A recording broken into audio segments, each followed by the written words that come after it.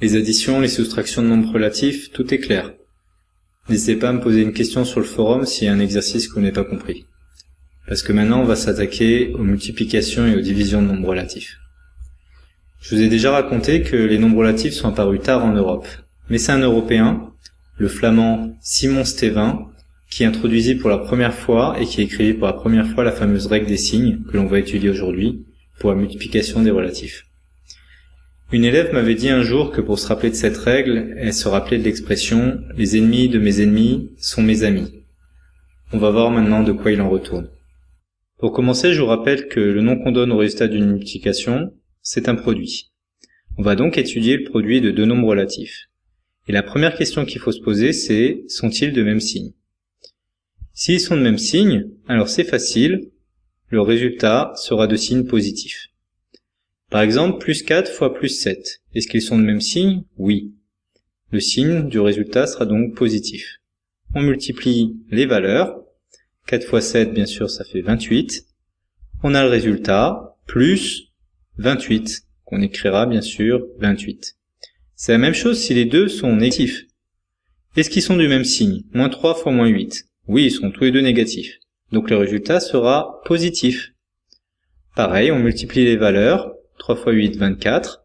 On a le résultat, plus 24, soit 24. Maintenant, si ils ne sont pas du même signe, dans ce cas, le signe du résultat sera moins. Je vous donne comme exemple moins 5 fois plus 9. Vous pouvez mettre pause et demandez-vous combien ça va faire. Il ne nous reste plus qu'à multiplier les valeurs. 5 fois 9, 45. On a le résultat, le signe moins. La valeur 45, ça fait moins 45.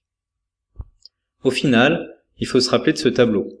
Pour les multiplications et les divisions, quand les deux nombres sont positifs, ça fait positif. Quand les deux nombres sont négatifs, ça fait positif.